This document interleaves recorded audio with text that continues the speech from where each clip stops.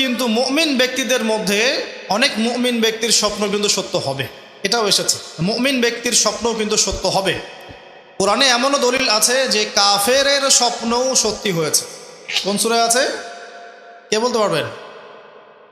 কাফের ব্যক্তির স্বপ্নও সত্যি হয়েছে এমন দলিল কোরআনের কোথায় আছে? কে বলতে পারবেন? হ্যাঁ, সূরা ইউসুফ। কি না আপনার? জি, আশিক। ঠিক আছে, মাশাআল্লাহ। আশিক ভাইয়ের জন্য আমাদের একটা হাদিয়া থাকবে ইনশাআল্লাহ, আপনি আলোচনা শেষে নিয়ে যাবেন। তো ইউসুফ আলাইহিস সালামের যে ঘটনা সূরা ইউসুফ, সেখানে আছে যে অমুসলিম দুজন ব্যক্তির স্বপ্ন সত্য হয়েছে, হয় নাই? একজন এসে বলেছেন আমার মাথায় রুটি, রুটি খেয়ে নিচ্ছে পাখি। আরেকজন বলেছে আমার হাতে ছিল শরাব, এই শরাব আমি পান করাচ্ছি রাজাকে, বাদশাকে। ইউসুফ আলাইহিস সালাম বললেন যে পান করাচ্ছে বাদশাকে সে নাজাত পেয়ে যাবে জেল থেকে, আর যার মাথা থেকে রুটি খাওয়া হচ্ছে তাকে শুলদণ্ড দেওয়া হবে। ঘটনা সত্য ছিল তো?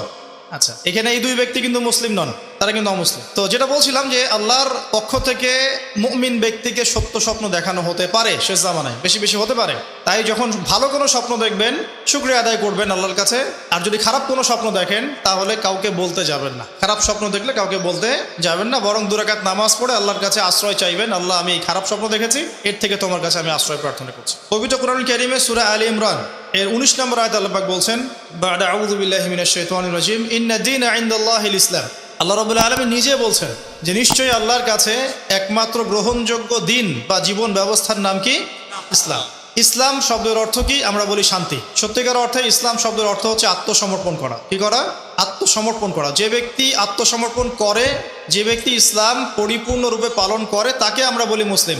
যে ব্যক্তি ইসলাম পরিপূর্ণরূপে পালন করে তাকে আমরা বলি মুসলিম। যেমন এই মুসলিম শব্দের সাথে যে নবীর নাম জড়িত সেটা হলো, তিনি হলেন ইব্রাহিম আলাইহিস সালাম। সূরা হজ পড়ে দেখবেন, হুয়া সাম্মাকুমুল মুসলিমিন, তিনি তো আমাদের নাম দিয়েছেন মুসলিম, এই জাতির নাম দিয়েছেন। তিনি আমাদের জাতির পিতা, মুসলিম জাতির পিতা। তো ইব্রাহিম আলাইহিস সালামের ব্যাপারে আল্লাহ পাক বলছেন, ইয ক্বালা লাহু রাব্বুহু আসলিম ক্বালা আসলামতু লিরাব্বিল আলামিন। যখনই আল্লাহ পাক ইব্রাহিমকে বলতেন আলাইহিস সালাম যে আত্মসমর্পণ করো, ইব্রাহিম আলাইহিস সালাম কোনো বিজ্ঞান যুক্তি দর্শন খুঁজতে যেতেন না। তিনি বলতেন আসলামতু লিরাব্বিল আলামিন, আমি বিশ্বজগতের প্রতিপালকের কাছে আত্মসমর্পণ করলাম।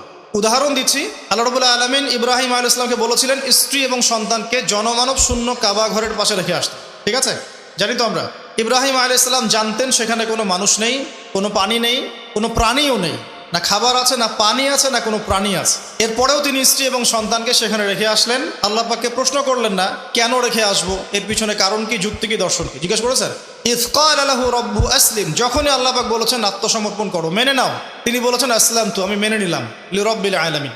আল্লাহ রাব্বুল আলামিন তাকে বলেছেন যে তোমার সন্তান ছোট, হয়তো বয়স হবে 10, 12 বা 15 বছর। আল্লাহ পাক তাকে বলছেন সন্তানকে জবাই করতে হবে। কি করতে হবে? জবাই করতে হবে। তিনি চলে গেলেন, সন্তানকে বললেন, ইয়া বুনাই, হে আমার সন্তান, যার নাম ইসমাঈল আলাইহিস সালাম, ইন্নী আরা ফিল মানামি আন্নী আযবাহুক, আমি আমার স্বপ্নে দেখেছি আমি তোমাকে জবাই করছি। কি করছি? জবাই করছি। আর নবীদের স্বপ্ন কিন্তু ওহী। নবীদের স্বপ্ন কি হয়? ওহী। ওহী মানে কি? আল্লাহর পক্ষ থেকে প্রত্যাদেশ, আল্লাহর পক্ষ থেকে মেসেজ। সবার স্বপ্ন কিন্তু ওহী নয়। নবীদের স্বপ্ন কি? ওহী। ওহী মানে আল্লাহর পক্ষ থেকে জ্ঞান, যেটা আল্লাহ পাক তার বান্দাদের মধ্য থেকে কিছু কিছু বান্দার কাছে পাঠান বাছাইকৃতভাবে। কিভাবে পাঠান? আল্লাহ পাক ফেরেশতার মাধ্যমে পাঠান। নবীদের স্বপ্ন ওহী। আর শেষ জামানায় কিন্তু মুমিন ব্যক্তিদের মধ্যে অনেক মুমিন ব্যক্তির স্বপ্ন কিন্তু সত্য হবে, এটাও এসেছে। মুমিন ব্যক্তির স্বপ্নও কিন্তু সত্য হবে।